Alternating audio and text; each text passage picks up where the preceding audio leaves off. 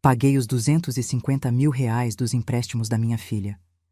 Trabalhei turnos duplos durante anos, comendo arroz e feijão, só para que ela pudesse começar a vida sem dívidas.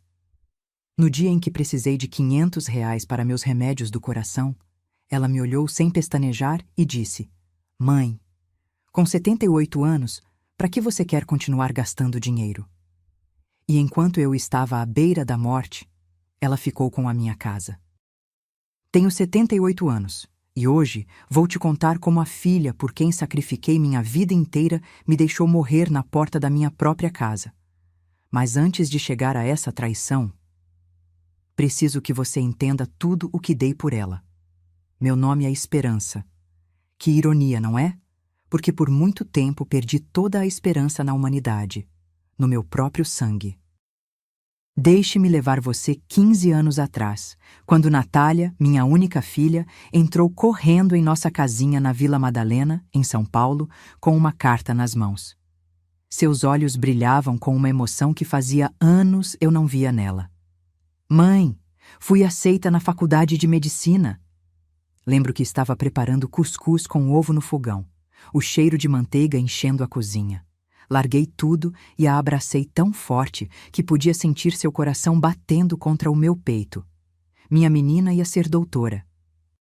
Depois de ficar viúva aos 51, depois de limpar escritórios durante anos, depois de vender coxinha nos fins de semana, finalmente algo bom chegava à nossa vida. Você conseguiu, meu amor. Estou tão orgulhosa. O que eu não sabia era que aquela carta de aceitação vinha com um preço.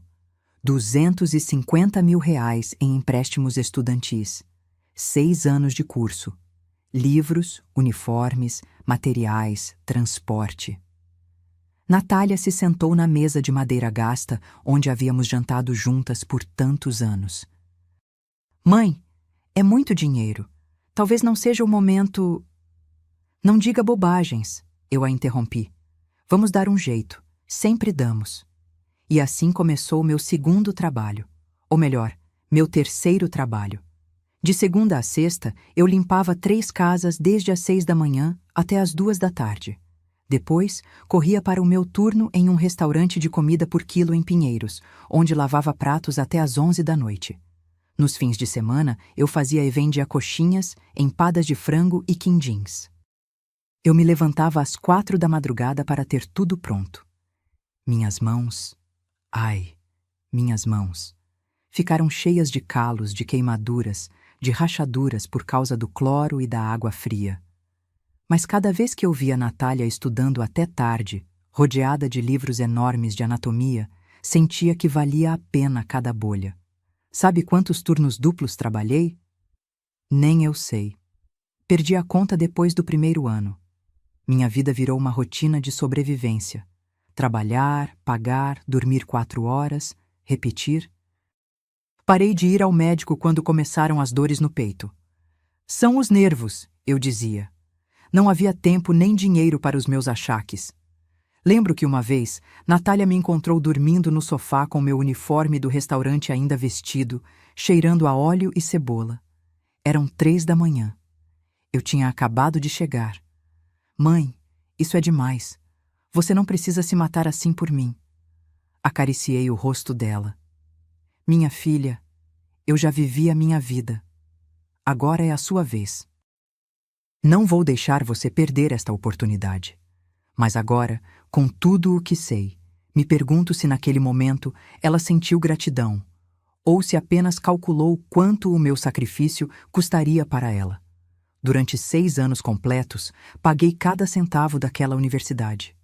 R$ 1.500 aqui para livros, 3.000 ali para uniformes clínicos, 5.000 para um curso especializado. Quando não dava, eu penhorava coisas. Primeiro foi o cordão de ouro que meu falecido marido me deu no nosso aniversário. Depois, os brincos de prata da minha mãe. Eu comia arroz e feijão quase todos os dias. Arroz branco com um ovo frito, se desse sorte. Café preto com pão do dia anterior que me davam na padaria da esquina. Às vezes, Dona Carmela, minha vizinha, me deixava um prato de feijoada na minha porta porque tinha sobrado. Ambas sabíamos que era mentira, mas eu aceitava com toda a dignidade que me restava. Natália se formou com honras. Eu a vi cruzar aquele palco com a beca branca e o capelo, recebendo seu diploma de médica cirurgiã. Chorei tanto que quase não podia vê-la. Eram lágrimas de orgulho, de alívio, de esgotamento. Conseguimos, mãe. Conseguimos juntas. Juntas. Essa palavra me deu forças para seguir. Depois vieram mais 3 anos de especialização, mais R$ 150.000 em dívidas. Nessa época eu tinha 70 anos e meu corpo começava a me cobrar a fatura de tanto abuso. Mas eu não podia parar. Faltava tão pouco. Finalmente, aos meus 73 anos, fiz o último pagamento. R$ 400.000 no total. Cada centavo ganho com o suor da minha testa enrugada e minhas mãos destruídas. Natália já era uma cardiologista estabelecida, trabalhando no Hospital Sírio-Libanês, em Leblon. Tinha se casado com Rodrigo, um arquiteto com bom sobrenome e melhor conta bancária. Eles viviam em uma casa linda no Morumbi. Tinham 2 filhos, Sebastião, de 14, e Mirella, de 12. Eu continuava na minha casinha da Vila Madalena, a mesma casa onde Natália cresceu, onde o pai dela morreu de infarto quando ela tinha 15 anos. 2 quartos pequenos, um quintal com minha laranjeira e meus gerânios, e aquela cozinha onde eu ainda podia sentir o cheiro dos cafés da manhã que preparei durante toda a minha vida. Pensei que finalmente poderia descansar. Que Natália, agora bem-sucedida e sem dívidas, me ajudaria um pouco. Não esperava que me sustentasse, só... Sabe? Que me ligasse mais, que me visitasse, que perguntasse como eu estava. Mas as visitas foram se espaçando. Primeiro era uma vez por semana, depois a cada 15 dias. Depois só em feriados, e sempre com pressa. Desculpa, mãe, tenho uma cirurgia amanhã cedo. Mãe, as crianças têm lição de casa. Mãe, Rodrigo e eu temos um jantar importante. Eu assentia, sorria, preparava a comida favorita deles nas poucas horas que me davam. E quando eles iam embora, eu ficava sozinha naquela casa que de repente parecia grande demais, silenciosa demais. Mas eu não reclamava. Porque uma boa mãe não pede nada em troca. Ou era o que eu pensava. Até que meu coração começou a falhar de verdade. E descobri que ela já tinha começado a planejar como se livrar de mim. Mas essa parte vem depois. Se você quer saber como minha própria filha me traiu da maneira mais cruel que possa imaginar, fique até o final desta história. Porque preciso que alguém saiba a verdade. E se alguma vez você sentiu que deu tudo por alguém que não valorizou, esta história também é para você. Inscreva-se no canal para continuar acompanhando histórias reais que precisam ser contadas. A história continua. Natália não se arrepende e a traição se intensifica, culminando no roubo da casa após o infarto de Esperança. Ela é internada em uma clínica de repouso em Bangu, mas com a ajuda de um ex-advogado e uma enfermeira, a idosa reúne provas e recupera a casa, desmantelando a vida de Natália. O valor da casa que Natália planejava usar era de R$ 1.500.000. Eu acreditava que estava construindo o futuro dela. Na verdade, estava financiando a minha própria destruição. Durante os primeiros meses após terminar de pagar suas dívidas, me senti leve pela primeira vez em 15 anos. Como se tivesse carregado um saco de cimento nas costas por tanto tempo que já não lembrava como era andar ereta. Natália parecia a filha perfeita aos olhos de todos. Bem-sucedida, elegante, sempre com as palavras certas nas reuniões de família. Quando minha prima Conceição perguntava por ela, eu estufava o peito de orgulho. É cardiologista, sabia? No Hospital Sírio-Libanês. Atende só pacientes importantes. O que eu não contava era que fazia 2 meses que eu não a via. Os telefonemas foram se tornando mais espaçados, mais frios. Quando eu ligava, ela sempre atendia com aquele tom que você conhece quando alguém está ocupado e você é uma interrupção. Mãe, estou com um paciente, te ligo depois. Mas o depois nunca chegava. Quando finalmente nos víamos, algo tinha mudado no olhar dela. Já não era a menina que me abraçava com gratidão. Era uma mulher apressada, olhando o relógio a cada 5 minutos, suspirando quando eu falava sobre a laranjeira ou sobre Dona Carmela. Mãe, você não devia mais trabalhar tanto. Na sua idade, você já fez o suficiente. Essa frase. A primeira vez que a escutei, me encheu de ternura. Pensei que ela se preocupava comigo, que finalmente queria retribuir algo de tudo o que dei. Quão ingênua eu fui. Um domingo, 3 meses depois do último pagamento da dívida, Natália veio me visitar com Rodrigo e as crianças. Era raro que viessem todos juntos. Preparei feijoada, arroz com alho, couve refogada e farofa. Levantei às 5 da manhã para que tudo estivesse perfeito. Sebastião e Mirella mal me abraçaram antes de pegar seus celulares e se sentar na sala. Rodrigo foi amável, como sempre, mas distante. Natália inspecionava a casa com um olhar que eu não soube decifrar naquele momento. Mãe, esta casa está ficando muito grande só para você. Eu servi um copo d'água. Minhas mãos tremiam um pouco. Ultimamente, tremiam com frequência. É o meu lar, meu amor. Você cresceu aqui, aqui. Sim, eu sei. Ela me interrompeu com um sorriso que não chegava aos olhos. Mas pense bem. 2 andares, escadas, esse quintal que precisa de manutenção. É muito trabalho para uma mulher da sua idade. Rodrigo tossiu, incomodado. Natália lançou-lhe um olhar rápido que eu não conseguia interpretar. Além disso, mãe, com todo o esforço que você fez por mim, já é hora de você descansar, de viver tranquila, sem preocupações. Lá estava de novo essa frase. Você já fez o suficiente. Como se minha vida útil tivesse chegado ao fim. Como se eu tivesse cumprido minha função e agora estivesse sobrando. Mas eu ainda não via a armadilha. Naquela noite, depois que foram embora, deixando a cozinha cheia de louça suja que lavei sozinha, sentei no sofá da sala. O mesmo sofá onde embalei Natália quando era bebê, onde lhe li histórias, onde a consolei quando o pai dela morreu. Algo pesado se instalou no meu peito. Não era só cansaço, era uma sensação que eu não queria nomear ainda. Nas semanas seguintes, Natália começou a me visitar com mais frequência. Mas não para passar tempo comigo. Vinha com pretextos. Mãe, deixe-me revisar seus documentos. Você precisa ter tudo em ordem. Mãe, onde você guarda a escritura da casa? Devia estar em um lugar seguro. Mãe, você devia fazer um check-up médico completo. Eu pago. Essa última oferta me surpreendeu. Era a primeira vez em anos que ela se oferecia para pagar algo para mim. Eu aceitei, porque realmente me sentia mal. As dores no peito haviam se tornado mais frequentes. Eu me cansava subindo as escadas. Às vezes me faltava o ar só de estender a roupa. É só estresse acumulado, mãe. Anos de trabalho excessivo. Ela disse enquanto dirigia sua caminhonete nova a caminho do hospital.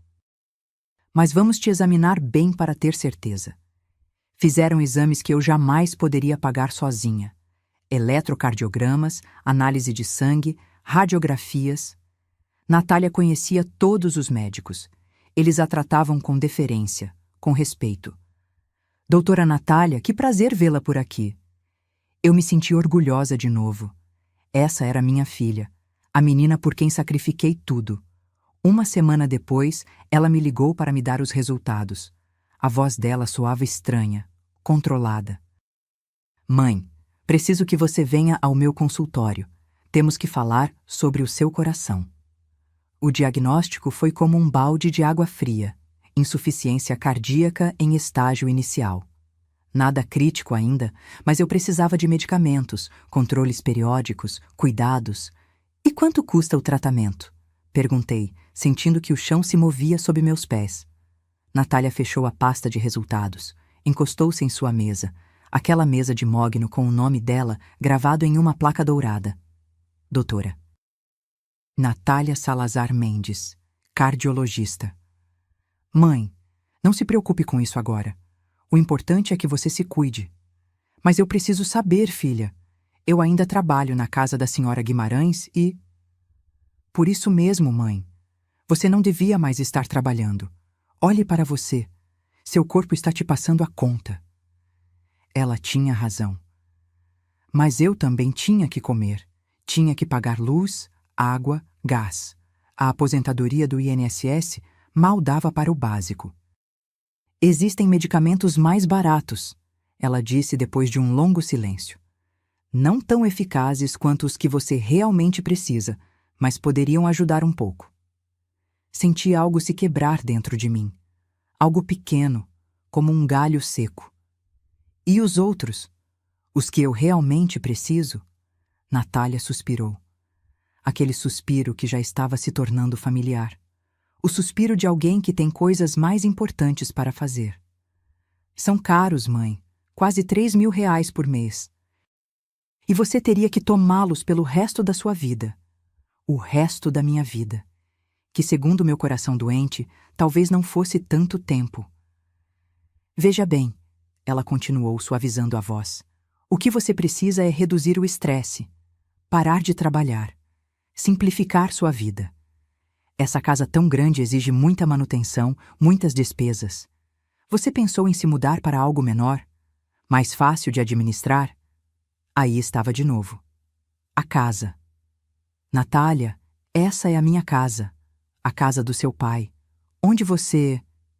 Sim, mãe. Eu sei. Mas papai já se foi. E você está sozinha. Não faz sentido você se agarrar a um lugar que está te consumindo.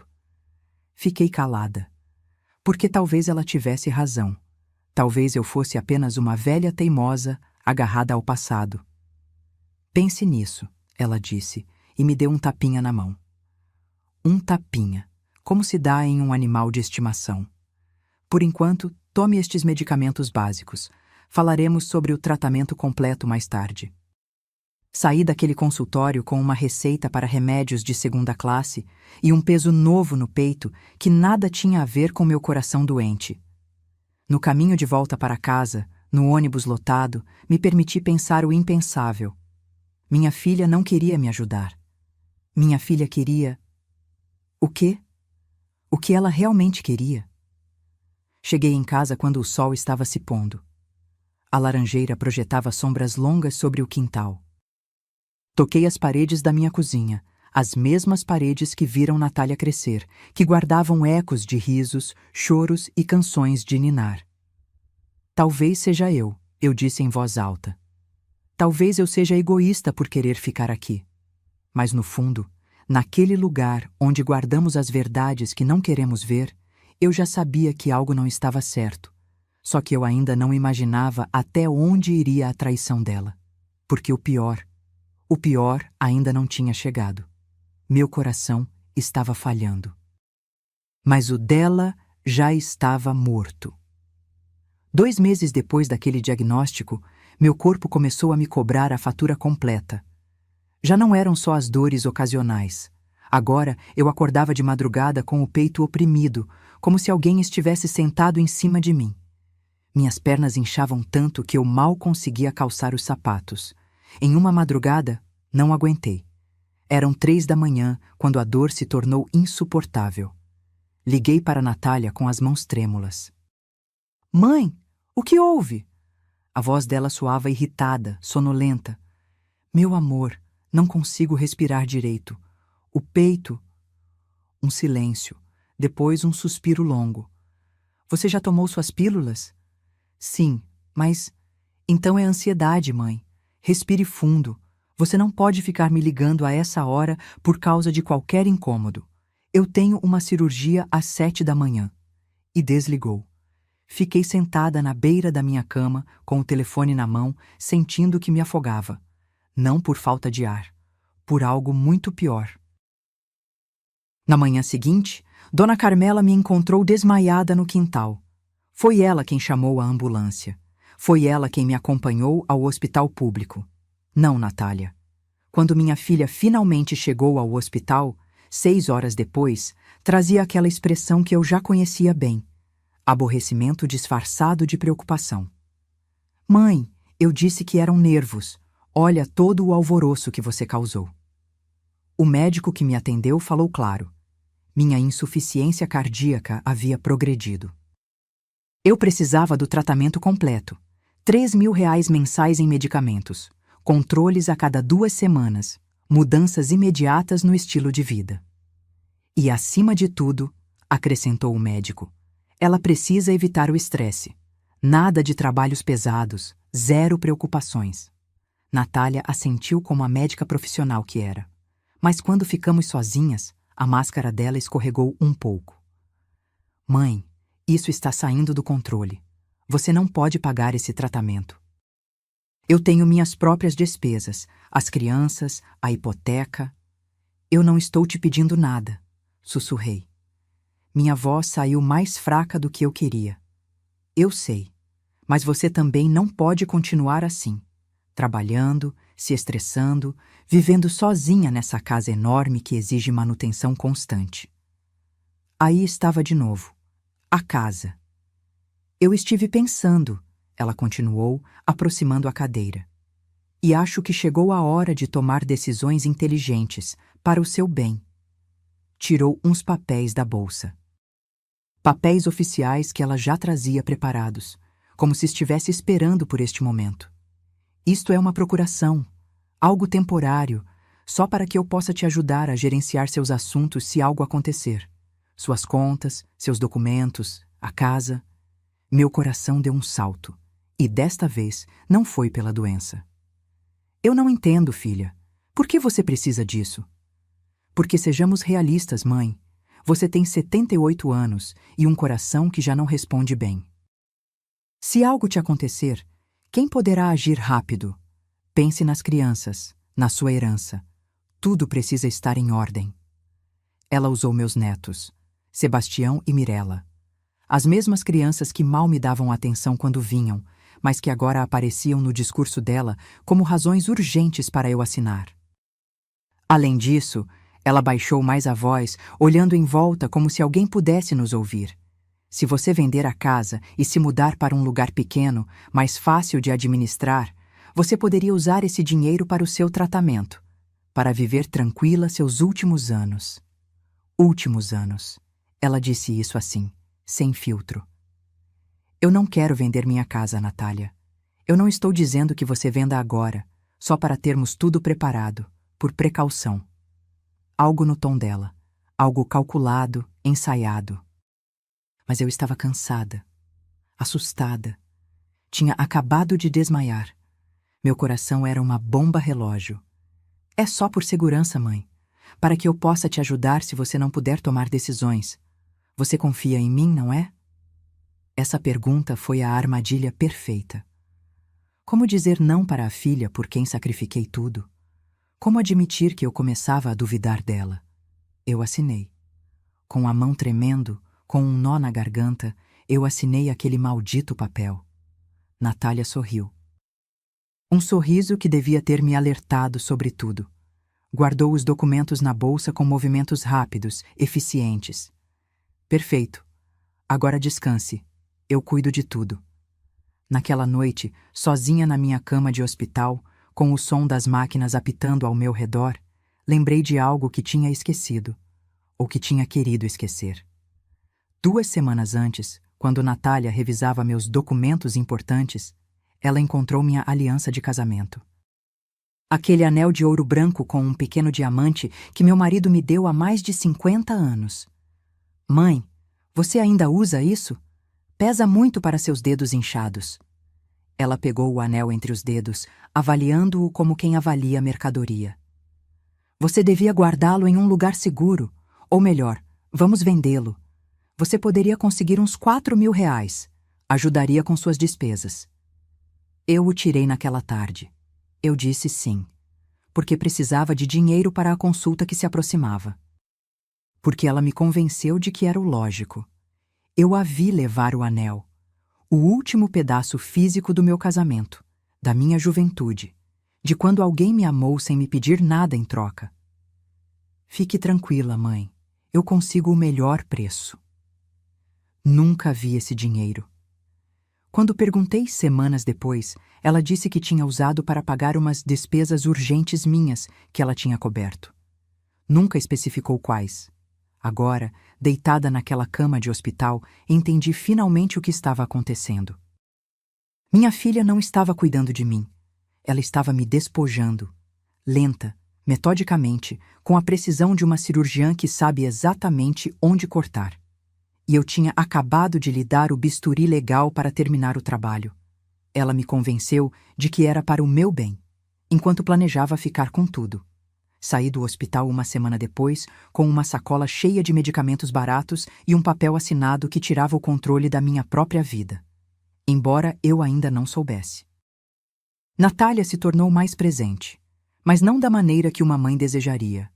Ela vinha para revisar coisas, para mexer em papéis, para tirar fotos dos cantos da minha casa com o celular. Só documentando o estado atual, mãe, para o seguro.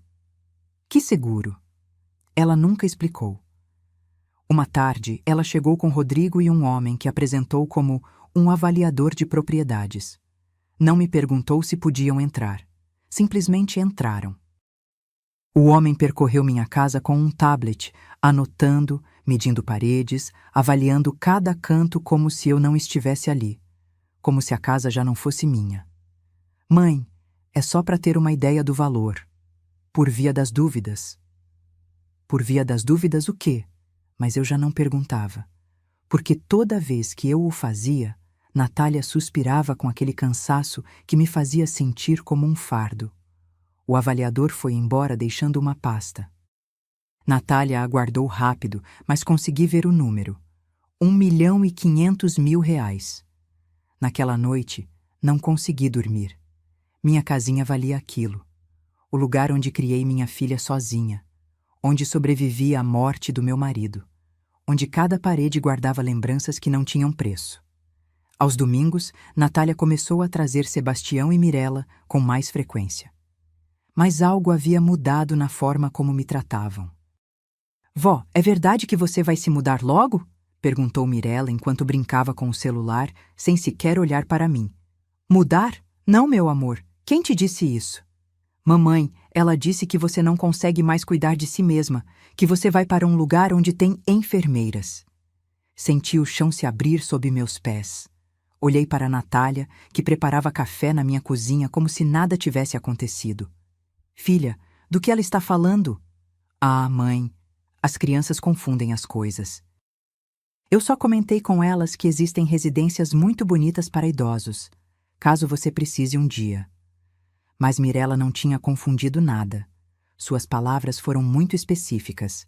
Sebastião nem sequer participou da conversa, estava imerso em seu videogame. Estes eram meus netos. As crianças por quem eu supostamente deveria organizar minha herança. Naquela tarde, depois que foram embora, liguei para minha prima Conceição.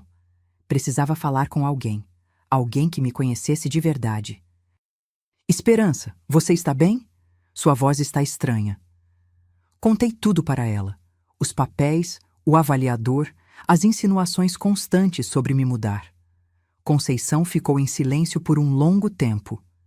Prima, não estou gostando nada disso. Natália está planejando alguma coisa. Não diga isso. Ela é minha filha. Está apenas preocupada comigo. Preocupada? Uma filha preocupada te ajuda com seus remédios, não te pressiona para que assine papéis. Tenha muito cuidado, Esperança. Muito cuidado. Mas eu continuava sem querer ver, porque aceitar a verdade significava aceitar que eu havia sacrificado 15 anos da minha vida por alguém que só esperava que eu morresse para ficar com o pouco que eu tinha. Na semana seguinte, Natália chegou com uma pasta nova. Sorria, mas era aquele sorriso profissional que usava com seus pacientes. Mãe, encontrei a solução perfeita. Olhe, eram folhetos de residências para idosos. Lugares com nomes bonitos: Entardecer Dourado, Jardins da Paz, Vila Esperança. Este é muito bom. Tem enfermeiras 24 horas, refeições incluídas, atividades recreativas e o melhor, custa só R$ 8.000 por mês. Com o que conseguirmos com a venda da casa, você poderia pagar anos completos adiantado e ainda sobraria para o seu tratamento médico. Cada palavra foi como uma facada. Eu não vou vender minha casa, Natália. O sorriso dela se endureceu. Mãe, seja realista. Você tem 78 anos. Um coração que falha. Por quanto tempo mais você acha que conseguirá cuidar deste lugar? O que acontece se você cair nas escadas e ninguém te encontrar?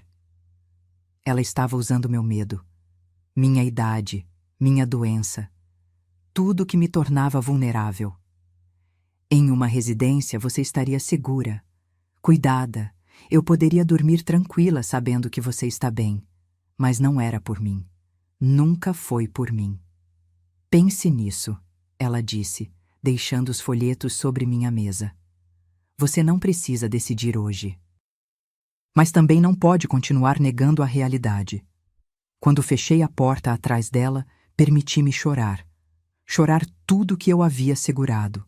Tudo que eu não queria admitir.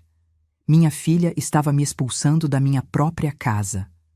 Lenta, metodicamente, com argumentos que soavam razoáveis para quem ouvisse. É para o seu bem, mãe. Mas quando o bem de alguém implica despojá-lo de tudo que ele ama, sentei no meu sofá, o mesmo onde a embalei quando era bebê, onde a ensinei a ler. Onde choramos juntas quando o pai dela morreu. E naquele momento, algo em mim começou a mudar. O medo começou a se transformar em algo diferente, algo que eu não sentia há anos. Raiva. Porque talvez meu coração estivesse falhando, mas minha dignidade ainda batia forte. Ela me transformou em um fardo, na frente de todos que me conheciam. O aniversário da minha irmã Letícia foi o dia em que tudo se tornou público.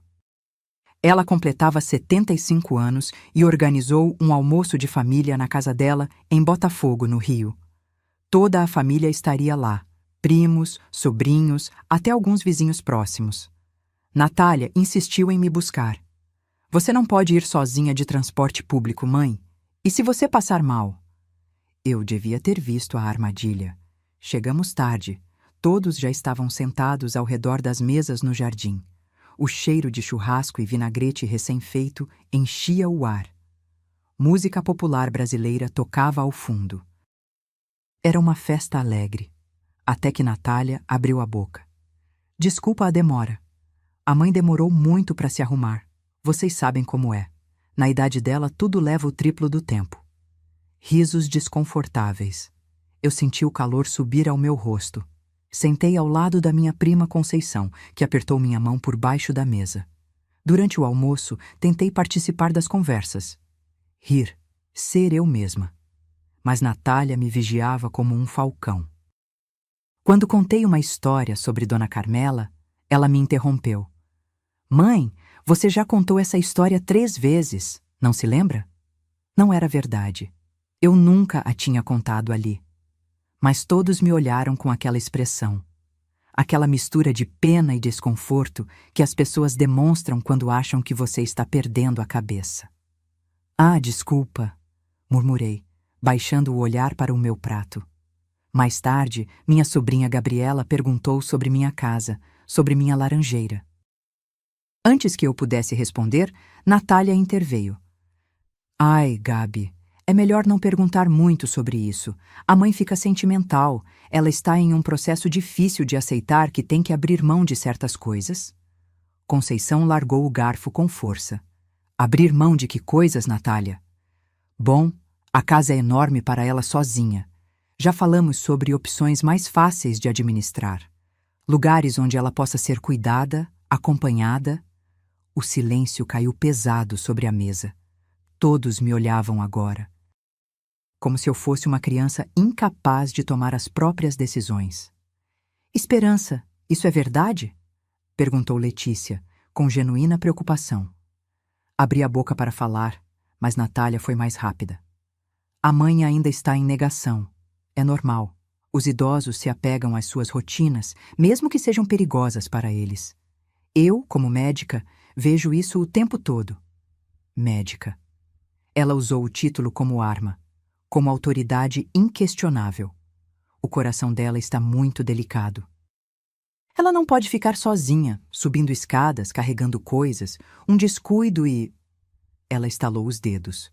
Por isso estou buscando o melhor para ela. Minha irmã Letícia assentiu, convencida. Que bom que você se preocupa tanto com sua mãe, Natália. Nem todas as filhas são assim. Senti náuseas. Quis gritar que tudo era mentira, que ela não estava cuidando de mim, que estava me despojando. Mas quem acreditaria em mim? Ali estava a médica bem-sucedida, preocupada com sua pobre mãe doente e teimosa. E ali estava eu, a velha senil que não aceitava a realidade. Rodrigo, sentado na outra ponta da mesa, não participava da conversa. Olhava para sua cerveja com expressão desconfortável. Quando nossos olhos se encontraram, vi algo ali. Culpa, talvez, ou talvez apenas desconforto. Depois do almoço, enquanto as mulheres arrumavam a cozinha, ouvi Natália falando com minhas primas no corredor. É difícil vê-la assim. Há alguns dias ela me ligou às 3 da manhã por causa de uma dor que acabou sendo gases. Outra vez deixou o fogão ligado a noite toda. Ela tem momentos de lucidez, mas também de confusão. Mentiras.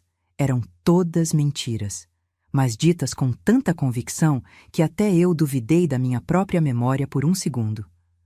Coitadinha, ouvi alguém dizer. E coitada de você, Natália. Que fardo! Fardo. Essa palavra me atravessou. Conceição me encontrou chorando no banheiro. Me abraçou forte, sem dizer nada, porque não havia palavras para isso. Ela está te destruindo na frente de todos, sussurrou finalmente. Está construindo uma narrativa, para que quando ela ficar com sua casa, todos pensem que ela fez o certo. Ela tinha razão. Natália estava plantando a história. Mãe senil, filha sacrificada. Quando chegasse a hora de me tirar tudo, ninguém questionaria nada. Todos diriam: ainda bem que Natália estava lá para cuidar dela. No caminho de volta para casa, Natália dirigia cantarolando, feliz, satisfeita com sua atuação. A festa estava linda, não estava, mãe? Não respondi. Olhava pela janela as ruas da cidade que me viu nascer. A cidade onde construí minha vida, onde enterrei meu marido, onde criei sozinha esta mulher que agora me tratava como um estorvo. Mãe, não fique brava. Estou apenas sendo realista. Alguém tem que ser. Quando chegamos à minha casa, desci do carro sem me despedir. Ouvi a voz dela atrás de mim. Pense no que falamos. O tempo está acabando, mãe. Seu coração não vai esperar que você esteja pronta. Fechei a porta, encostei-me nela e pela primeira vez na minha vida senti medo real da minha própria filha, porque ela já não se escondia, já não disfarçava. A humilhação pública tinha sido a forma dela me dizer: não me importo mais com o que você pensa. Vou fazer o que eu quiser e todos vão me aplaudir. Mas ela não sabia de algo. Que as mulheres da minha geração aprenderam a sobreviver a coisas piores do que a traição de uma filha. E que quando não te resta nada a perder, você se torna perigosa. Enquanto eu agonizava no hospital, ela trocava as fechaduras. Tudo aconteceu numa noite de outubro. Lembro-me da data exata, 17 de outubro. Porque foi o dia em que quase morri e o dia em que perdi o meu lar. Naquela tarde eu me senti estranha, um peso esmagador no peito que não passava com os comprimidos, suor frio, tontura. Liguei para a Natália 3 vezes. Ela não atendeu. Às 9 da noite, a dor se tornou insuportável.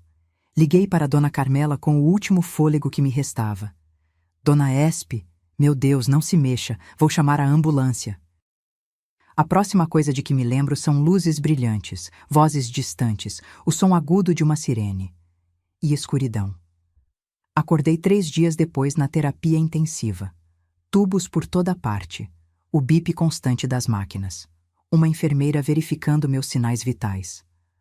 Calma, senhora. A senhora teve um infarto grave. Está estável agora, mas foi muito sério. Natália chegou no 4º dia. Não no primeiro, nem no segundo. No 4º. Ela usava óculos escuros, embora estivéssemos dentro do hospital.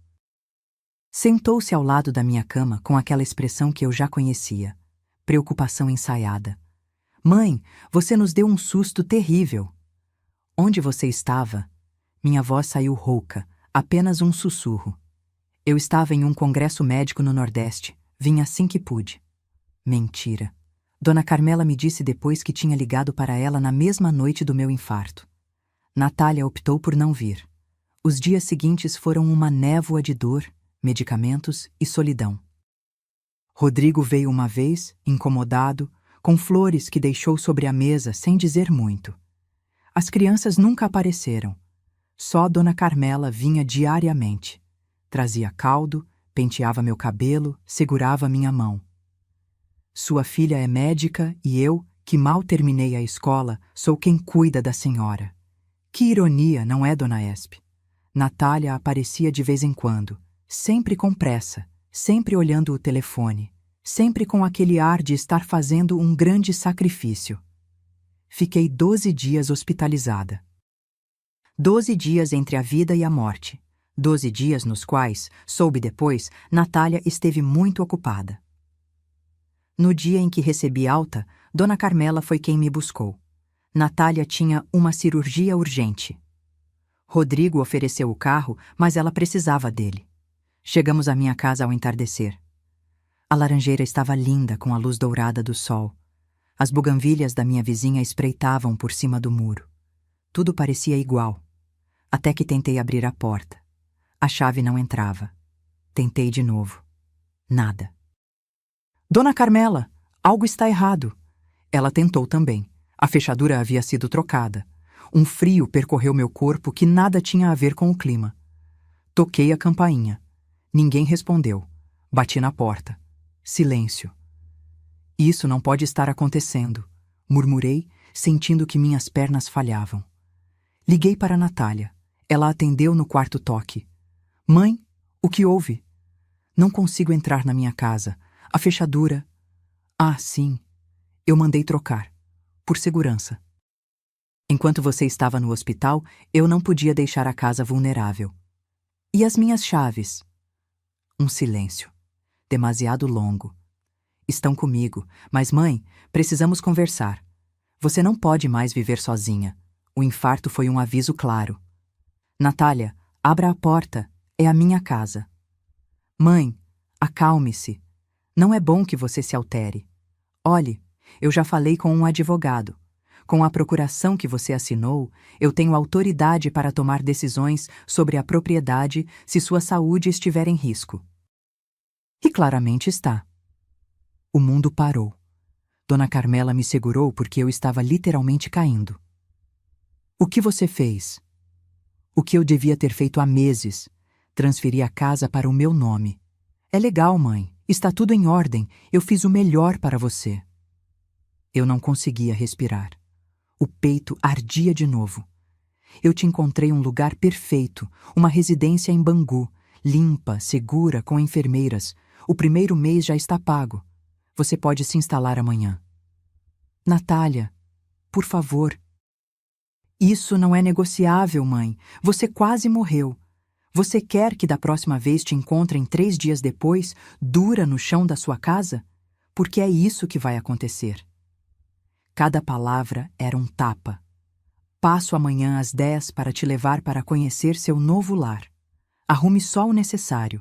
Roupas, documentos pessoais. O resto eu resolvo. Natália, você não pode fazer isso comigo. Já está feito, mãe. E no fundo, quando a birra passar, você vai me agradecer. E desligou. Fiquei ali, parada em frente à porta da minha própria casa. A casa que paguei com 40 anos de trabalho. A casa onde enterrei minha juventude, meus sonhos, meu casamento. Dona Carmela chorava ao meu lado. Isso não pode ser legal, não pode. Mas era, porque eu assinei, porque confiei, porque fui uma tola que acreditou que o amor de mãe era correspondido. Naquela noite, dormi no sofá de Dona Carmela. Ela me emprestou um pijama, preparou chá de camomila, me deixou chorar no ombro dela, até que não me restassem mais lágrimas. Amanhã vamos a um advogado, ela me disse. Isso não vai ficar assim. Mas eu sabia a verdade. Natália era médica, respeitada, com recursos. Eu era uma velha doente que tinha assinado papéis sem ler direito. Quem acreditaria em mim? Minha filha havia me expulsado da minha própria casa enquanto eu agonizava em um hospital. E o pior, fez isso com total frieza. Como se eu já estivesse morta. Fui trancada como lixo. Mas minha mente nunca esteve mais clara. A residência Novo Amanhecer não tinha nada de novo nem de amanhecer. Era um prédio cinzento de 3 andares em um bairro esquecido de Bangu, com grades enferrujadas e um cheiro de desinfetante barato que não conseguia esconder outros odores piores. Natália me deixou na entrada com 2 malas. É temporário, mãe, até você se estabilizar. Mentira número 1000. Fui designada para um quarto no 2º andar. 12 metros quadrados que eu dividia com outra idosa chamada Socorro, que não parava de rezar o terço em voz alta dia e noite.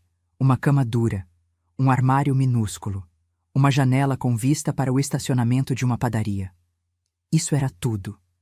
Os primeiros dias foram um inferno silencioso. Eu passava o tempo sentada na beira da minha cama, olhando para as paredes verde hospital, sentindo minha alma se apagar pouco a pouco. A comida era horrível. Caldo ralo, frango duro como sola de sapato, pão velho. Nada a ver com meu cuscuz com ovo, com meu café coado, com as coxinhas recém-feitas de Dona Carmela. Natália vinha a cada 2 semanas, 15 minutos exatos. Nunca mais, nunca menos. Verificava se eu estava tomando meus remédios, assinava papéis e ia embora com um sorriso de dever cumprido. Está vendo, mãe? Aqui você está segura, cuidada. Não é melhor do que estar sozinha naquela casa enorme? Eu não respondia. Não tinha mais forças para lutar, mas então conheci seu Estevão. Era um homem de 82 anos, magro, com um bigode branco perfeitamente aparado e olhos azuis que ainda brilhavam com inteligência. Usava uma bengala de madeira elegante e sempre vestia camisa, mesmo que fosse só para descer ao refeitório. Encontrei-o uma tarde no pequeno jardim dos fundos da residência. Eu estava sentada em um banco, vendo as horas passarem sem sentido. Posso? Ele perguntou, apontando para o espaço ao meu lado. Assenti sem muita vontade. Ele se sentou com um suspiro, pegou um lenço e limpou os óculos. Eu detesto este lugar, ele disse sem preâmbulos, mas suponho que a senhora também. Algo no tom dele me fez sorrir pela primeira vez em semanas. É tão óbvio. Minha senhora, a senhora tem cara de quem foi roubada na vida. Eu sei porque eu tenho a mesma cara. E assim começou nossa amizade. Seu Estevão tinha sido advogado trabalhista por 40 anos. A esposa dele morreu há 5 anos. Seu único filho, engenheiro bem-sucedido em Porto Alegre, o colocou na residência para o próprio bem e ficou com o apartamento dele em um bairro nobre de São Paulo. Vendeu por R$ 2 milhões. Me dá R$ 1.500 por mês para minhas despesas. Sabe quanto custa este lugar? R$ 8.000. Ele paga o resto e fica com tudo o que sobra. Era a minha história. Com outros nomes, outros números, mas o mesmo roteiro. Durante as semanas seguintes, seu Estevão se tornou meu confidente. Contei tudo a ele. Os 15 anos de sacrifício, os empréstimos pagos, a procuração, minha casa roubada. Ele me escutava com atenção de advogado, tomando notas mentais. Esperança, o que fizeram com a senhora é abuso patrimonial. Possivelmente fraude. Essa procuração que a senhora assinou era temporária e específica, não dava a ela o direito de transferir propriedades. Mas eu assinei... Assinou sob pressão, enquanto estava doente e vulnerável. Isso pode ser contestado. Pela primeira vez em meses, senti algo parecido com esperança. Também conheci Lupita, uma enfermeira de 35 anos que trabalhava no turno da noite. Era a única funcionária que nos tratava como pessoas e não como móveis. Em uma madrugada, ela me encontrou chorando no corredor. Eu não conseguia dormir. Os roncos de socorro e o peso da minha perda me sufocavam. Dona Espe, o que aconteceu? Eu contei tudo a ela. Entre lágrimas e raiva contida, contei tudo. Lupita apertou minhas mãos. Minha avó passou por algo parecido. Meu tio tirou o terreno dela no interior. Ela morreu de tristeza 6 meses depois. Não deixe que isso aconteça com a senhora. Mas o que posso fazer? Não tenho dinheiro para advogados, não tenho forças. A senhora tem razão. E tem testemunhas. Eu a vi. A senhora está lúcida, clara. Se sua filha diz que está senil, é mentira. E isso pode ser provado. Seu Estevão, Lupita e eu começamos a nos reunir em segredo. No jardim, durante as noites, quando os outros dormiam. Precisamos documentar tudo, dizia seu Estevão. Cada visita da sua filha, cada palavra que ela diz. E precisamos encontrar testemunhas que confirmem o estado da sua casa, o valor real, as circunstâncias da transferência. Eu conheço advogados, ele acrescentou. Bons, daqueles que lutam por causas perdidas, mas precisamos construir um caso sólido. Pela primeira vez em meses, meu cérebro começou a funcionar de novo. Eu não era a velha vencida que Natália queria que eu fosse. Eu era a esperança. A mulher que sobreviveu à morte do marido, que criou uma filha sozinha, que trabalhou turnos triplos sem quebrar. E se eu conseguir superar tudo isso, eu conseguiria superar isto. O que eu preciso fazer? Perguntei com uma voz que eu não ouvia há tempos, uma voz firme. Seu Estevão sorriu. Primeiro, parar de chorar e começar a documentar. Segundo, contatar pessoas que possam testemunhar a seu favor. Terceiro, ele fez uma pausa dramática. Fazer sua filha confiar tanto que ela cometa um erro. Lupita pegou o celular. E eu posso gravar, quando ela vier, quando ela falar, tudo o que precisarem. Algo mudou em mim naquela noite. A dor se transformou em determinação, a tristeza em estratégia. Natália havia tirado minha casa, mas não minha dignidade, e muito menos minha capacidade de lutar. Parei de chorar e comecei a documentar cada mentira.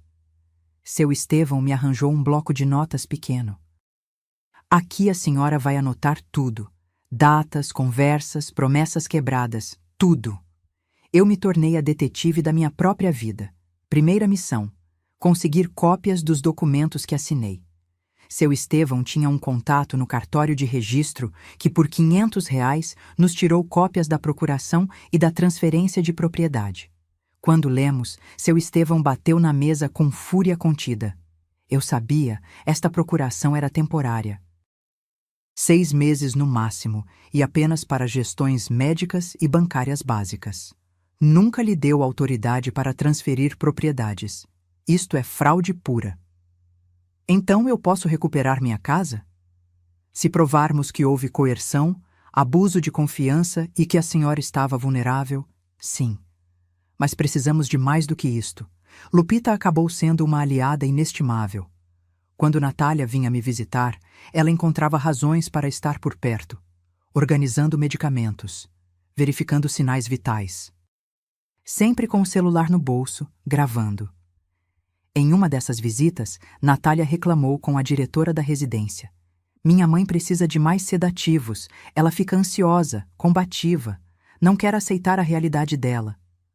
Lupita gravou tudo, inclusive a parte em que Natália acrescentou: quanto menos lúcida ela estiver, melhor para todos. Essas palavras me destruíram, mas também me deram munição. Seu Estevão me ensinou algo importante. O inimigo mais perigoso é o que confia demais. Natália acha que já ganhou. Essa será a perdição dela. Minha prima Conceição foi a próxima peça-chave. Liguei para ela do telefone público da residência.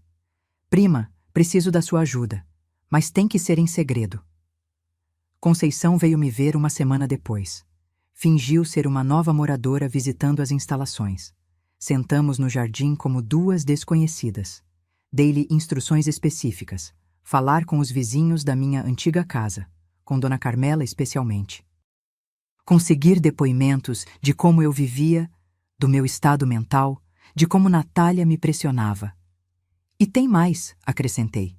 Preciso que você vá ao cartório de notas onde a transferência foi feita. Pergunte quem estava presente, que documentos Natália apresentou se eu estava lá. Conceição apertou minha mão. Vão devolver sua casa, prima, eu juro. 2 semanas depois, Conceição voltou com uma informação que mudou tudo. Dona Carmela deu um depoimento desolador. Como me encontrou desmaiada, como Natália demorou dias para vir ao hospital, como viu homens trocando as fechaduras enquanto eu agonizava. Seu Ramiro, meu vizinho de longa data, confirmou que eu estava perfeitamente lúcida sempre, que eu cuidava da minha casa, pagava minhas contas, vivia de forma independente, mas o mais importante, Conceição falou com o tabelião. Esperança, sua filha apresentou a procuração e um atestado médico falso que dizia que você estava em estado de demência avançada e que não podia tomar decisões. Você nunca esteve presente na transferência. Meu sangue ferveu. Um atestado médico falso. Ela, sendo médica, tinha falsificado documentos. Isso é um crime grave, disse seu Estevão quando eu contei a ele. Com isto e as gravações, temos um caso sólido. Mas precisávamos de mais uma coisa, que Natália se afundasse com as próprias palavras. Seu Estevão elaborou um plano. A senhora vai pedir para ela vir. Vai dizer que está pronta para assinar mais papéis, que aceita tudo. Vai fazê-la se sentir segura. E então vai fazer perguntas específicas enquanto Lupita grava. Era arriscado, mas era a nossa única oportunidade. Liguei para Natália. Fingi uma voz fraca, derrotada. Filha, preciso te ver. Quero resolver uns papéis pendentes, sobre a casa. Ouvi o sorriso dela do outro lado do telefone. Claro, mãe. Vou no sábado. Fico feliz que você finalmente esteja sendo razoável. Naquele sábado, montei o cenário perfeito. Pedi à diretora que nos deixasse usar a sala de visitas privada. Minha filha e eu precisamos de privacidade para assuntos legais. Lupita escondeu o celular atrás de um vaso de flores no modo de gravação. Quando Natália chegou, trouxe uma pasta nova. Mais papéis para eu assinar, com certeza. Mãe, você parece melhor. O descanso está te fazendo bem. Engoli a raiva. Sorri como a velha tola que ela pensava que eu era. Filha, eu estive pensando muito. Sobre a casa, sobre tudo. Fico feliz que você tenha entrado em razão. Só tenho algumas dúvidas. A casa valia R$ 1.500.000, não é? Mais ou menos. Mas com os reparos que precisava, eu a vendi por R$ 1.200.000. Mentira. Seu Estevão descobriu que ela não a tinha vendido. Estava no nome dela, esperando o momento perfeito. E esse dinheiro, onde está? Natália suspirou com aborrecimento. Mãe, está investido. Para o seu futuro, para quando você precisar de mais cuidados. Posso ver? Os papéis do investimento? O rosto dela mudou. Você não precisa ver nada. Eu cuido de tudo. Foi para isso que você me deu a procuração, lembra? Sim, mas essa procuração era temporária, para emergências médicas. Era para o que eu considerasse necessário. A voz dela endureceu. Mãe, não vamos começar com isso de novo. É que eu não entendo, filha. Trabalhei 15 anos para pagar sua faculdade. Por que eu sinto que agora você me cobra cada centavo que eu investi em você? O silêncio foi pesado. Natália colocou a pasta sobre a mesa. Você quer a verdade, mãe? Assenti, sentindo meu coração acelerar. E então, ela soltou tudo o que eu precisava para destruí-la. Montei um cenário. E ela caiu como a ambiciosa que sempre foi. Natália se recostou na cadeira, cruzou as pernas e me olhou com uma frieza que eu nunca vou esquecer. Você quer a verdade? Tudo bem. Já é hora de você ser realista. Eu mantive a compostura. Atrás do vaso de flores, o celular de Lupita continuava gravando. Mãe, você já cumpriu sua função. Você pagou minha faculdade. Isso foi a única coisa que eu realmente precisava de você. Era sua obrigação como mãe, não era? Me dar as ferramentas para triunfar. Cada palavra era uma faca. A casa sempre deveria ter sido minha. Eu sou filha única. Eventualmente me caberia. Eu só acelerei o processo. Mas você me deixou sem nada. Minha voz tremeu. Não precisei fingir. Eu te deixei com um teto, comida e cuidados médicos. O que mais você precisa na sua idade? Para que desperdiçar dinheiro em uma velha que não tem futuro? Aí estava, ela tinha dito, com essas palavras exatas. Além disso, sejamos honestas. Você já viveu sua vida. Criou sua filha, casou, trabalhou. Pronto.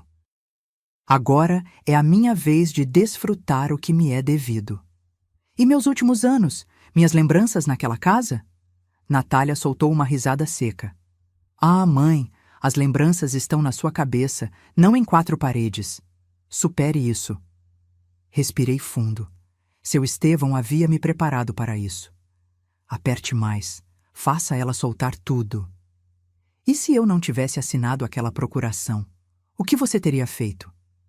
O sorriso dela se distorceu. Eu teria dado um jeito.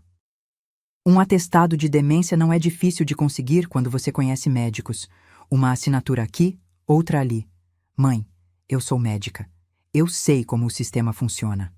Ela tinha acabado de confessar falsificação de documentos. Mas você me facilitou as coisas assinando. Você sempre foi tão confiante, tão ingênua. Ela se inclinou para a frente. Olha, eu vou te dizer algo que nunca te disse. Esses 15 anos que você trabalhou como uma condenada por mim, eu nunca te pedi. Foi sua decisão se sacrificar. Eu só aceitei o presente. Era sua educação, seu futuro. E eu te agradeci sendo bem-sucedida, mas eu não te devo a minha vida inteira por causa disso. Eu não vou ser sua pensão nem sua companhia, porque você decidiu investir em mim. As lágrimas escorriam pelo meu rosto, mas não eram de tristeza, eram de raiva contida. As crianças, Sebastião e Mirella, o que você disse a eles sobre mim? A verdade. Que você é velha, que sua mente falha, que é melhor que você esteja onde te cuidam. Eles entendem. Eles não precisam de uma avó senil na vida deles. Senil? Natália, eu estou perfeitamente bem. Ah, é? Ela riu com crueldade. Então, por que você está trancada aqui? Por que você assinou tudo que eu coloquei na sua frente? Por que ninguém da família te defende? Ela se levantou, pegou a bolsa. Porque todos sabem que eu fiz o certo. A pobre Natália, carregando a mãe doente. Que sacrifício, que dedicação. Ninguém questiona nada. Ela caminhou em direção à porta, mas parou. Ah, e sobre o dinheiro da casa. Não está investido para você. Eu o usei como entrada para um apartamento na praia. Em Trancoso, na Bahia. Rodrigo e eu precisávamos de um lugar para passar férias. Você não precisa mais de férias, mãe. Você só precisa de um lugar para morrer tranquila. Abriu a porta. A gente se vê daqui a 2 semanas. Ou talvez 3. Minha agenda é muito apertada. E foi embora. Fiquei sentada, tremendo, mas não de medo, de poder. Lupita entrou correndo 2 minutos depois. Eu tenho tudo, cada palavra, dona Espe. Seu Estevão apareceu atrás dela. Ele estava escutando do corredor. É o suficiente, com isso a afundamos. Conceição também estava lá. Tinha vindo para dar apoio moral. Chorava de indignação. Essa desgraçada.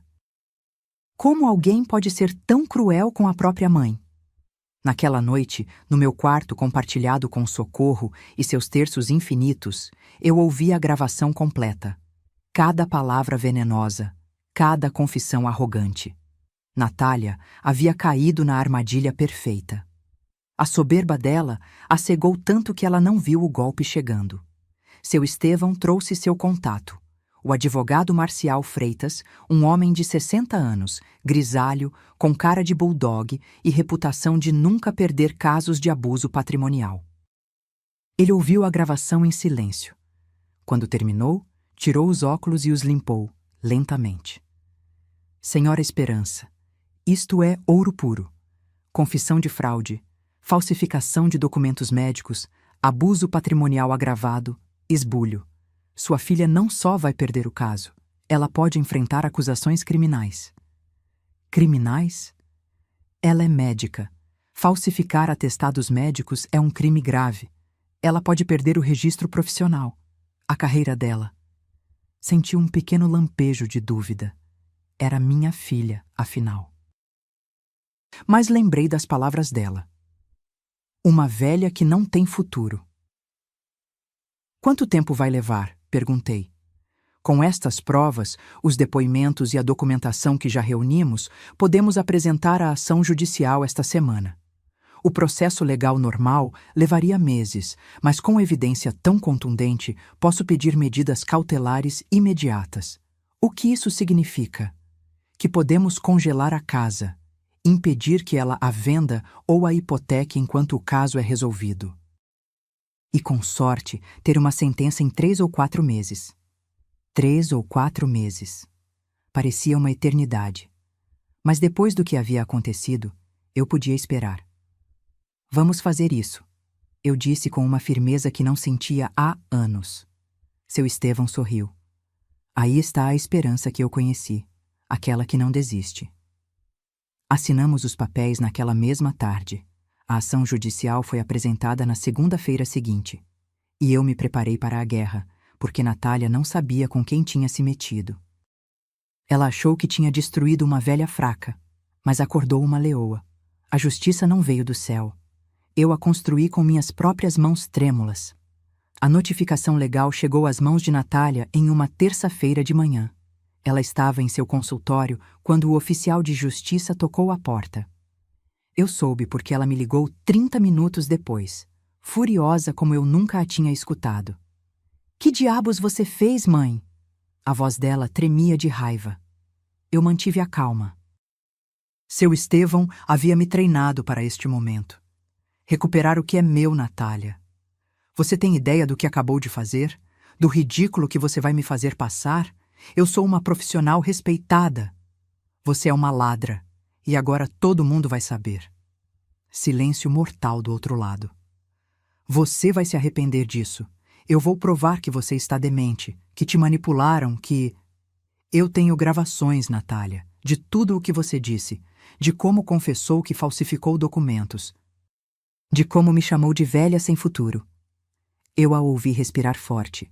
Depois ela desligou. O advogado Freitas havia feito um trabalho impecável. A ação judicial incluía esbulho, fraude, abuso patrimonial agravado, falsificação de documentos e violência patrimonial contra idoso. As medidas cautelares funcionaram. A casa ficou congelada. Natália não podia vendê-la, alugá-la, nem hipotecá-la até que o caso fosse resolvido. Mas o melhor veio depois. Rodrigo me ligou 2 dias após a notificação. A voz dele soava cansada, envergonhada. Dona Esperança, eu preciso falar com a senhora. A sós. Nos encontramos em uma cafeteria perto da residência. Rodrigo tinha olheiras profundas, o cabelo desgrenhado. Não era o homem impecável que eu conhecia. Eu não sabia de nada, ele disse antes de se sentar. Eu juro pelos meus filhos que eu não sabia como ela a tinha tratado. A casa, os documentos falsos, nada. Como é possível? Você vive com ela. Natália me escondeu tudo. Me disse que a senhora tinha assinado voluntariamente, que estava feliz na residência. Eu quis acreditar nela. Ele baixou o olhar. Mas quando a ação chegou e eu li as acusações, eu a confrontei. E o que ela disse? Ficou louca.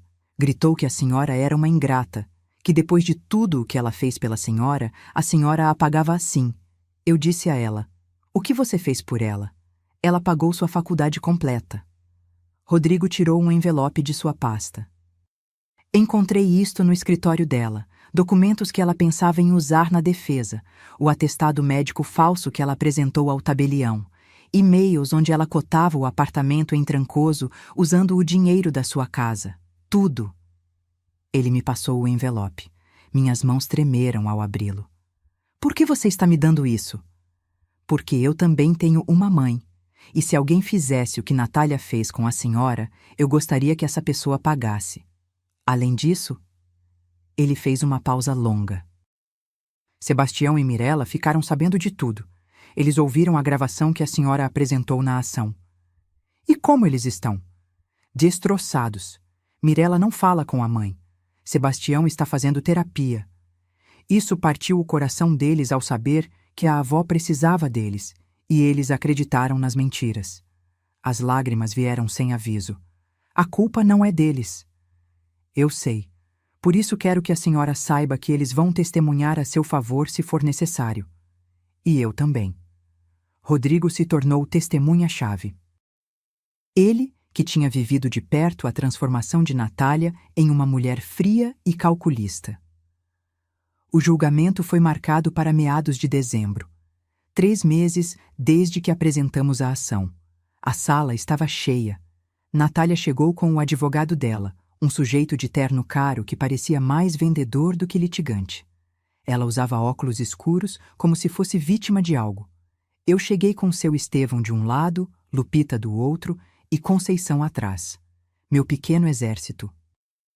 O juiz era um homem de uns 60 anos, de aspecto sério. Ele ouviu primeiro a defesa de Natália. O advogado dela tentou me pintar como uma idosa senil manipulada por estranhos que queriam ficar com meu dinheiro. Que Natália havia agido por amor, protegendo meu patrimônio. Depois foi a nossa vez. O advogado Freitas apresentou as gravações.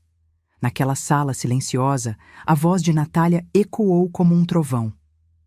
Você já cumpriu sua função. Era sua obrigação como mãe. Não vou desperdiçar dinheiro em uma velha que não tem futuro. Eu vi Natália afundar na cadeira. Vi o advogado dela fechar os olhos, resignado. Depois vieram os depoimentos. Dona Carmela chorou, contando como me encontrou desmaiada. Seu Ramiro confirmou minha lucidez mental. Conceição narrou as manipulações sistemáticas. Mas o golpe final foi Rodrigo. Ele apresentou os documentos que Natália escondia.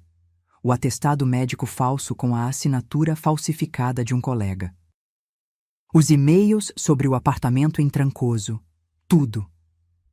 Minha esposa não agiu por amor, disse Rodrigo com voz firme. Agia por ambição. E o pior é que destruiu a única pessoa que realmente a amou sem condições. Natália tentou falar. Gaguejou algo sobre mal-entendidos, sobre má interpretação. O juiz levantou a mão.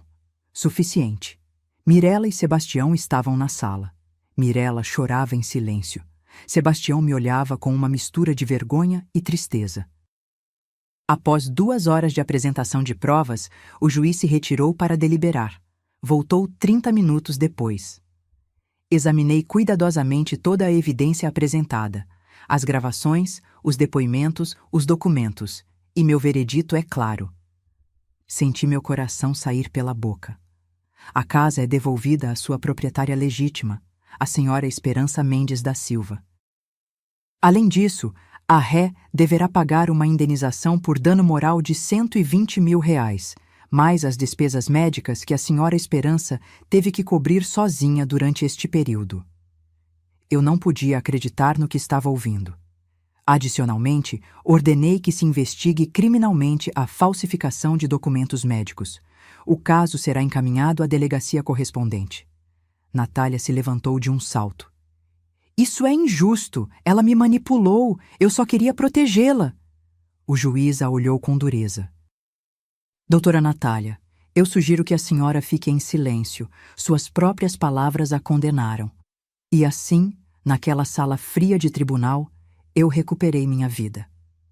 Não apenas recuperei minha casa, eu lhe ensinei o significado de perder tudo. A sentença caiu como um martelo sobre a vida perfeita de Natália. E eu estive lá para ver como ela desmoronava peça por peça. O primeiro foi a reputação dela. O caso vazou para a mídia. Não com todos os detalhes, mas o suficiente.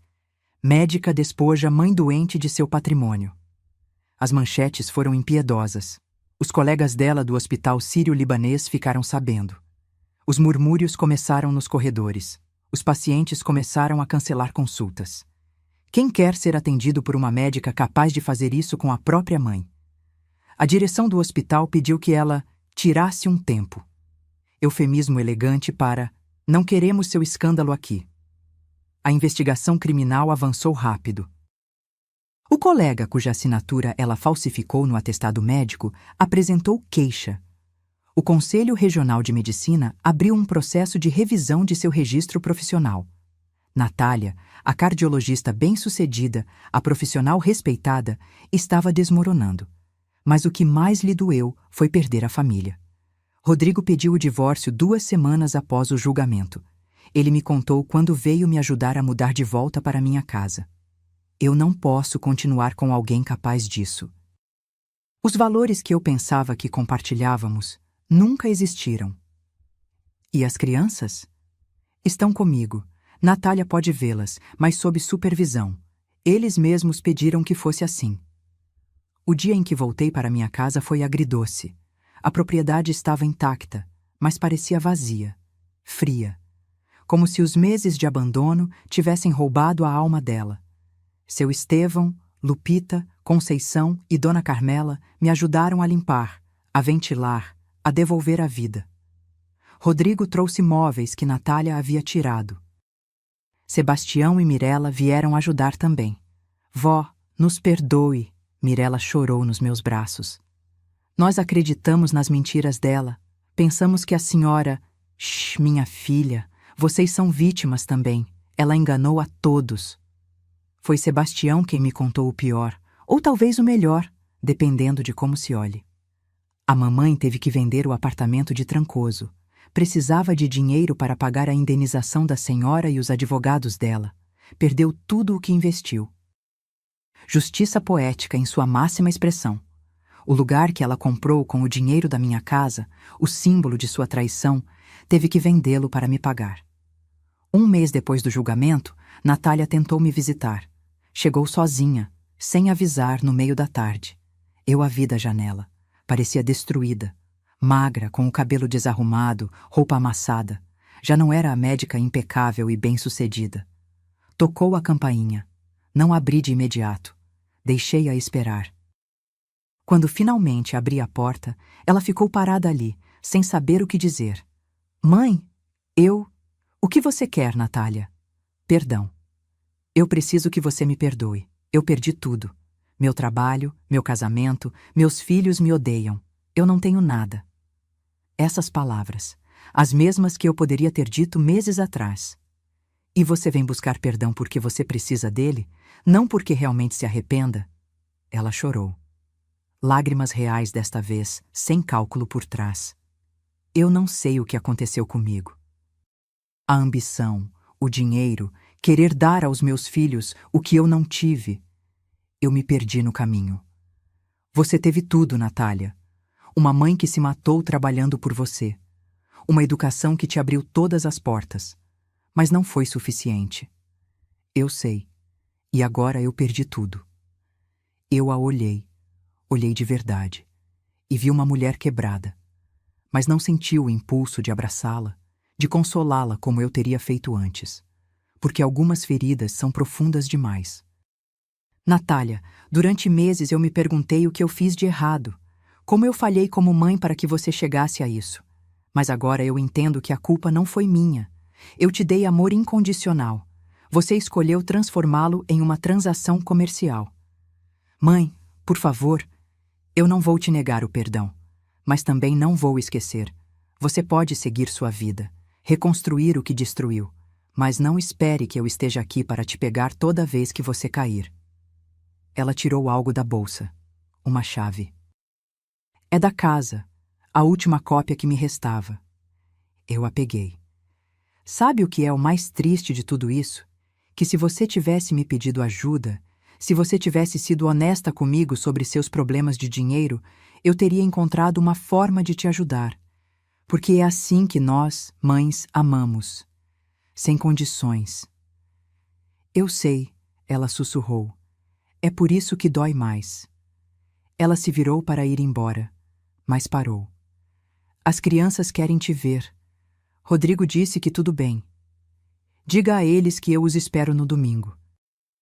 Para o almoço, eu vou fazer feijoada. Ela assentiu e se foi. Caminhando devagar, curvada, como se carregasse o peso do mundo. Eu senti pena? Sim, era minha filha, afinal. Eu a perdoei completamente? Não, porque o perdão verdadeiro leva tempo. E algumas traições deixam cicatrizes permanentes. Naquela noite, sentada na minha sala, com uma xícara de café coado quente nas mãos, olhei em volta. Minha casa. Meu lar. Recuperado. Seu Estevão havia morrido 2 semanas após o julgamento. O coração dele simplesmente parou enquanto dormia. Mas ele morreu feliz, sabendo que havia ajudado a vencer uma última batalha. Lupita continuava me visitando. Não era mais minha enfermeira, era minha amiga. Conceição vinha toda semana com pão de queijo e fofocas do bairro. Dona Carmela continuava me deixando pratos de comida na porta, embora eu já não precisasse deles. Eu tinha perdido meses da minha vida, tinha sofrido traições que nunca imaginei. Mas também tinha encontrado algo que não sabia que tinha: força, dignidade, a capacidade de me levantar quando tudo parecia perdido. Natália me tirou a casa por um tempo, mas eu tirei algo dela que ela nunca poderá recuperar: a paz dela. Porque agora ela viverá o resto da vida sabendo que destruiu a única pessoa que a amou sem pedir nada em troca. E essa é a verdadeira justiça poética. Aos meus 78 anos aprendi que nunca é tarde para se defender. E nunca é cedo para colher o que se semeia. Passaram-se 6 meses desde o julgamento. 6 meses em que minha vida se reconstruiu de maneiras que eu nunca imaginei. Minha casa voltou a se encher de vida. Não da maneira que eu esperava, mas de uma forma mais autêntica, mais real. Os domingos se tornaram sagrados. Sebastião e Mirella vêm almoçar. Eu os ensino a fazer coxinhas na mão. Conto-lhes histórias de quando a mãe deles era criança.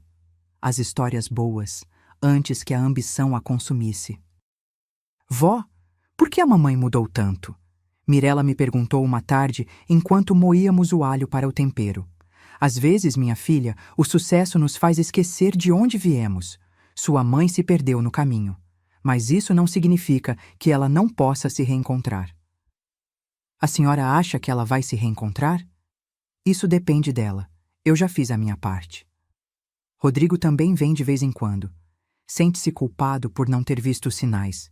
Mas eu não guardo rancor dele. Dona Esperança, se eu soubesse... Pronto, meu filho. O importante é que você esteve lá quando importava. Isso vale mais do que qualquer desculpa. Com a indenização que Natália pagou, eu pude finalmente custear meu tratamento médico completo. Os remédios que eu realmente preciso, os controles regulares, uma vida digna. Eu ainda trabalho, mas agora por escolha, não por necessidade. Eu vendo meus salgados nos fins de semana porque gosto, porque é minha tradição. As pessoas do bairro dizem que são os melhores da Vila Madalena. Dona Carmela e eu nos tornamos inseparáveis. Compartilhamos cafés à tarde, rimos das novelas, nos acompanhamos no silêncio. Dona Espe, a senhora é a mulher mais corajosa que eu conheço. Eu não fui corajosa, Carmela. Eu só parei de ter medo. E é verdade. Durante anos eu vivi com medo de incomodar, de pedir, de reivindicar o que era meu. Medo de que minha filha parasse de me amar se eu não fosse a mãe perfeita e sacrificada. Mas esse medo quase me matou, literalmente. Agora eu vivo diferente, de cabeça erguida, sabendo que meu valor não está no que eu posso dar, mas em quem eu sou. Natália está reconstruindo a vida dela, lentamente. Conseguiu trabalho em uma clínica menor, com um salário muito inferior. O processo criminal terminou com liberdade condicional e trabalho comunitário. Ela perdeu o registro profissional por 2 anos. Eu a vejo de longe às vezes. Nos cruzamos no mercado, na rua. Nos cumprimentamos com um aceno de cabeça. Nada mais. Eu a amo? Sim, ela é minha filha. Isso não muda. Eu confio nela? Não. E talvez eu nunca mais volte a confiar completamente. Eu preciso dela? Não mais. E essa foi a descoberta mais libertadora de todas. Um dia, 3 meses depois do julgamento, chegou uma carta à minha porta. Era de Natália. Escrita à mão, não impressa. Páginas e páginas de desculpas, de reconhecimento, de dor. Mãe, eu não espero que você me perdoe. Nem sequer tenho certeza se mereço. Mas eu preciso que você saiba que a cada dia eu carrego o peso do que eu fiz. Não pela sentença do juiz, mas pela sentença da minha própria consciência. Eu destruí o que eu tinha de mais valioso por coisas que não valem nada. O apartamento, o dinheiro, o prestígio, tudo se foi. Mas você continua aí.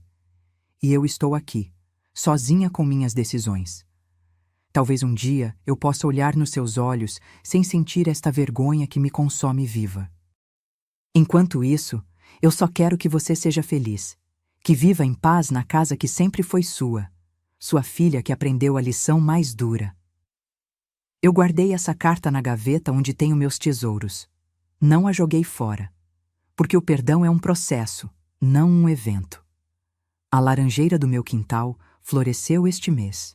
Seu Estevão me disse uma vez: as árvores que sobrevivem às tempestades mais fortes são as que dão os frutos mais doces. Ele tinha razão. Esta história, minha história, não é apenas sobre uma casa recuperada ou uma filha que traiu. É sobre encontrar a força quando você achava que não lhe restava mais nenhuma. É sobre saber que sua dignidade não depende do quanto você dá, mas do quanto você respeita quem você é. É sobre entender que o amor verdadeiro nunca humilha, nunca despoja, nunca destrói. E é sobre aprender que, às vezes, as famílias que escolhemos são mais fortes do que as famílias de sangue. Hoje, aos meus 78 anos, com meu coração fraco, mas meu espírito inabalável, eu vivo cada dia como um presente. Eu cuido dos meus gerânios, preparo meu café coado, cumprimento meus vizinhos, abraço meus netos. E quando me sento na minha sala, naquele sofá onde embalei Natália bebê, eu já não sinto dor. Sinto paz. Porque a verdadeira riqueza não está no que você possui, mas no que você não permite que te tirem. Seu valor, sua dignidade, seu direito de ser tratada com respeito. Essas coisas ninguém pode te roubar, a menos que você permita. E eu não permito mais nada. Fim.